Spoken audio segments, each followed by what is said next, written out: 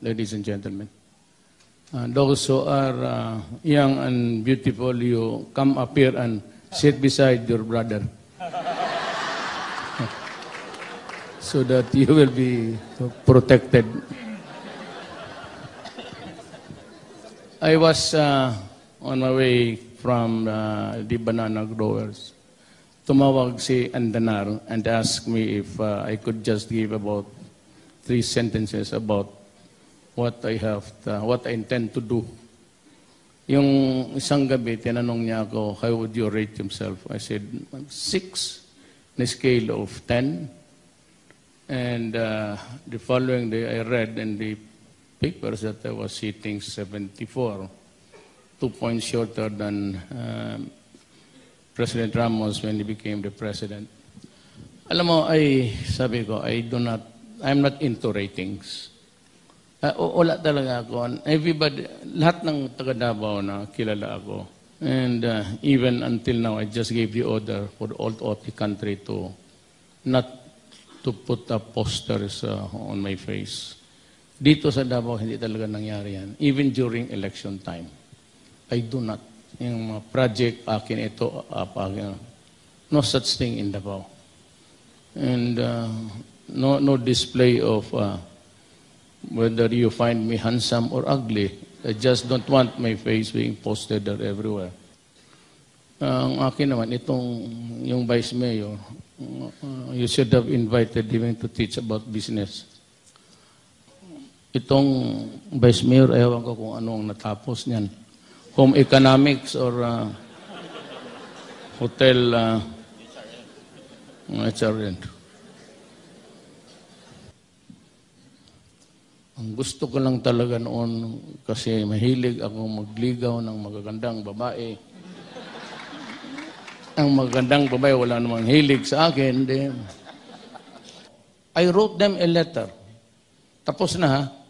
I invited the Human Rights, Obama, the State Department, and the EU.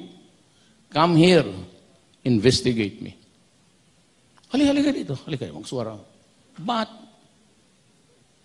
in return, allow me also to ask you questions.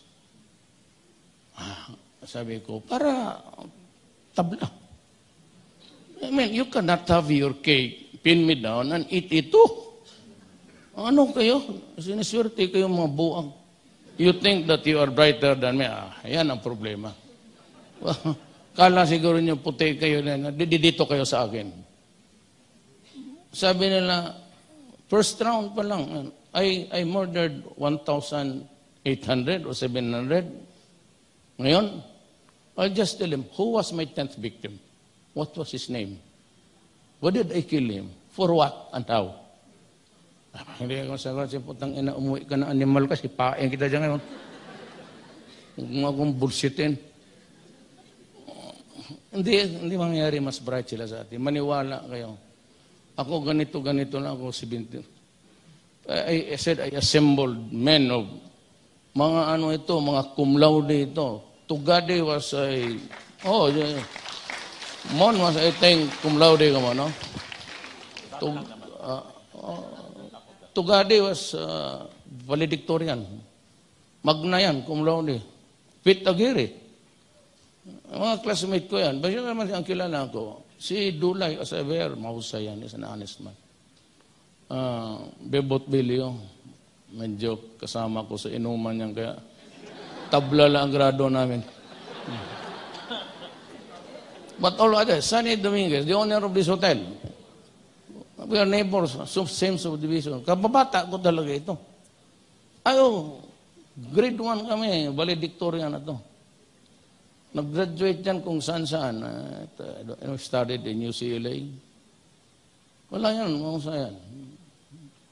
Top yan. Pero ngayon, trabahante ko lang sila lahat.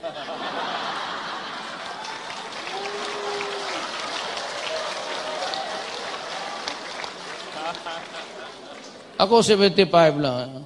Kaya, how do you rate yourself? 6. 74. Mataas na yan. Ako noon, dahan-dahan lang ako. Hindi naman kasi ito sila, mga apurado. Ako naman sa eskwela, I Sunny was well ahead. Nakatapos na yan ng masteral course niyan. Pag-uwi, medyo kakatapos ko lang sa AB noon. Wala, 7 years ako sa high school eh. That's why I'm brighter. Kasi mas matagal ang... ang pundas yan.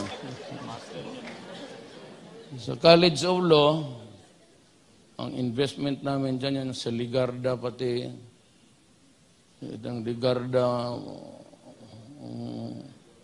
Njula yan sa kanto. Ice cold beer. Chilled. Ayan, ano, sige ba sa libro? Wala sa library. Diyan lang. May jukebox pa, MacArthur's Park.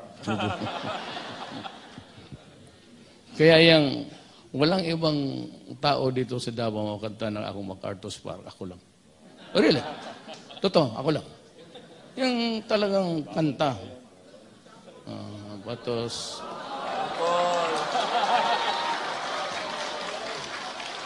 So let's talk back to business.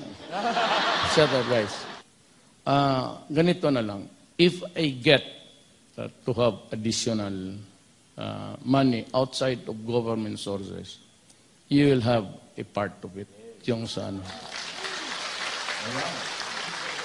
But the thing is, you have to get it from me personally. And if you are, kung maganda ka, double the amount. Pero just kagaya ng ordinary na magandang Pilipina, siguro, depende na rin kung... yan ang, if I get those things that I expect, I'm not so much into expectations. But I will look for the money. And if I get some, I said, you will have a part of it. Otherwise, wait for next year. And still, alam mo ano,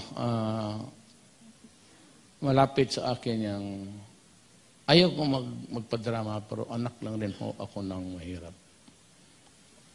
Ang pupunta ko dito namin, 1948, Davao was still but you know what? Yung land of promise is really not true. Those were the slagoneering of the Americans because they really wanted me now badly because walang typhoon dito. So everything would naturally, except that they could not get to workers here because moro na lahat. So they have to keep up this slagoneering. Go to Mindanao because it is the land of promise. My father was one of those. Bata pa pumunta siya, but he married a Mindanaoan. But even when we, from Iligan, Iligan is just beside Marawi, to Davao, pagdating namin dito, wala na. And even the wetlands behind Ateneo de Davao, just in front. In front of this hotel is the Ateneo de Davao. At the back was still a wetland. Would you believe it? It was already titled in the name of just so few.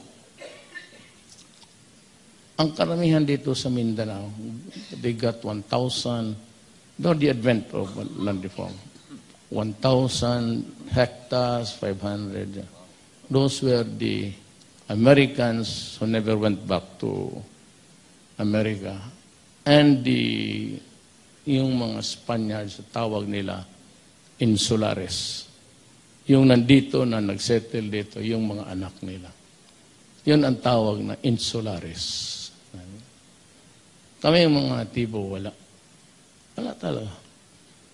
We had a house there beside Kekila Dominguez because this tatay ko, lawyering. Kaya I know. Hindi mo ako maano sa atin. I'm the only politician thereabout who can really fathom. Bantayan ninyo ako kung maglabas. Bantayan ninyo ako maglabas. I do not, ako galit nga ako dito sa PCSJ. Because sanayan sila pag-embrace sa akin. Everybody. Lalang. Dito sa Davao, remember that I was mayor for 23 years. I never lost an election until I became president. Hindi talaga natalo. Kaya masaktan ako yung minsan, kasi yung tangina yung kutsi ko. Hindi ko mabuksan. Hindi buksan ng gagong driver doon. The first din na sinundo nila ko I became president. Na 1 kilometro. Sa bahay pa lang, maliit yung subdivision niya, makitig. You should go to my village. My house is very small. Nandyan ako sa teacher's village. Dangdangan ko na 1 kwarto because nanganak yung asawa ko. Hindi kami pwede sa kama. Ayaw ko rin na matanda na ako. Nagpagawa ako ng kwarto. Ang bahay ko, ganun, tapos may parang chimney. Tapos may room.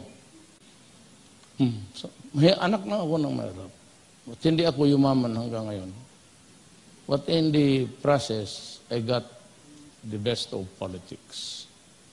I never lost an election. It was always a landslide. And even the president won landslide. Ang problema nito, baka may slide ako. Salamat po. Salamat.